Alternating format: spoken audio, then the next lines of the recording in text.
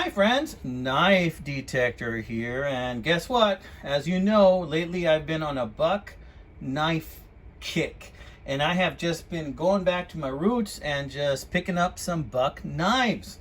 And I have another one to show you today, and then I'm going to talk a little bit about this other stuff you see back here. And you know, I think it was last week or sometime last week I did a video on this one. This was the buck 270. Well, guess what?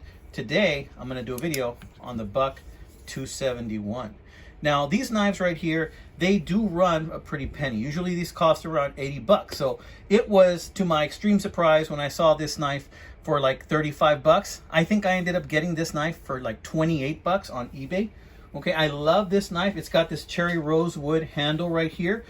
But when I got this knife, it did not look that nice as it did right now. And as you look closely, this is BOS steel right there, 530V. BOS steel. So this is a higher quality steel on this knife. So Knife Detector, you might ask, how did you get this so cheaply? Well, I tell you what, this thing was covered in rust over here. Here you can see a little bit of pitting, there. And check out closely on the top of the blade right here. Somebody was batoning with this thing rather heavily. And when I got it, the edge was flat. Really didn't have an edge to speak of. I had to put another edge on there. And this thing is a little bit loose. The thumb studs are a little bit loose. These dual thumb studs, they spin a little bit. Now I tapped them with a small hammer, and guess what? They got tight again, but then they got loose again. Okay, so you know what? It doesn't really bother me, and they do not come off. So you know, I may just leave it like that. But somebody was doing some serious batoning with this bad boy, and God only knows what they were cutting with this thing, but they beat the living heck out of this thing. But there was another thing wrong with it. There was another thing wrong with it that I quite didn't like. You'll notice that these two handles are not the same thickness. The one on the bottom is thicker than the one on the top. Why is that, Knife Detector, you might ask? Well, I'm glad you asked. And the reason is that this was engraved. It was engraved. This was somebody else's knife. This knife said J on there. J-A-Y. I think it was J. Might have been Tay. And I went ahead and I thought to myself, I might be able to sand that off with some judicious sanding if I don't go too far. So imagine how hard a time I had with such a thin knife handle, not going so thin that I broke it.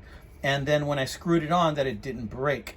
And guess what? I think I did a pretty good job. Look how thin it is. I had to sand it down to half the thickness of the other one in order to get it to look this good, my friends. But as you can see, it really brought out the cherry wood in it. I really like that. Now, guess what happened when I took these handles off? When I took these handles off, there was rust all throughout the bottom. It was really, really bad. And I went ahead and I decided, you know what? I'm going to go ahead and disassemble it. So I took off this barrel type pivot screw.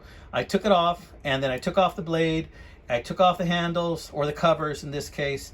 I know that somebody's going to correct me on that one. You know, sometimes the correct words just don't come to my mind right off the bat. I apologize. Took off the covers, right, or the scales, whatever you want to call them. And then I found that the rest of the knife was not put together underneath with screws. Once you take this screw off, it's put together with pins. So I went ahead and once I took the covers off, it had pins holding it in place, and it was heavily rusted in there. If you look closely, you can still see some of that rust in there. And I did not get all of it out. I used some 2000 grit sandpaper, wadded up to try and get some of that out of there. I got most of it out of there, but there is a little bit of rust left in there. And somebody really put this thing through the ringer, guys. But you know what? Now it is plenty sharp, and it is a very nice user knife. I love this knife. And you know what one of the best things about this knife is? Well, guess what? I can use it interchangeably with this sheath. Again, this is the Buck 270. Pretty much an identical knife. This has a really nice black diamond wood handle, right? And I did a video on that one a while back. Now I have like two clones right here. And of course, you know, I had to go ahead and I had to put in, make a lanyard out of some paracord. And I think the red and black paracord combination just goes really well with this cherry wood. I have a little wooden bead back here, and I think it just looks absolutely great. So I really like the way that turned out on this. And as you can see, it's pretty much the exact same knife. Now this one has S30V BOS steel. So this one's actually higher quality, and it was much cheaper than the other one, right? So in any case, even if I had broken the scale and I was not able to sand it, guess what? It's a very pretty knife, even without the scales, guys. So I would have been good with that anyway. So, but guess what? Now I can use this knife in here, and it's the same thing. So I could just use it interchangeably, just like that, if I really wanted to. Or if I didn't want to do that, another thing I can do, years ago, you know, I decided, you know, there's some knives that I really like carrying, and I didn't have a sheath for it. So I kind of made like a catch-all sheath, you know, kind of like a discreet sheath. This sheath kind of goes with my belt, my black belt I usually wear. And in this sheath, I can usually fit like a thin type of knife, like a buck 112, even a buck 110. But guess what? I can also fit this bad boy right here. And if I need to pull it out, I just use a lanyard and pull it out. So it's kind of discreet. When I have it on my belt, you can't even tell that I have it. Made this many years ago, and that was out of just necessity, because I needed a way to carry some of my knives that I did not have sheaths for. So I just made this quick one. It's a very simple design, but gets the job done. So can't even tell what I got, can you? All right. So why do I have those patches there, right? Lately, I've been thinking that I'm going to go ahead and put some more patches on my jacket. So I came up with the idea of getting myself another Buck Knives patch. So I showed you a picture a while ago on my community page where I went ahead and I put down a patch, the patch for my channel, which looks like my sticker. I had a patch made out of it, and I've given out a few of those. I think I've given out like 5 patches. And I put it on my jacket. Well, I thought, I want to put a Buck Knives patch on my jacket. And if I can find like a Victorinox Knives patch, that would be awesome too. Just the brands that I really love to collect.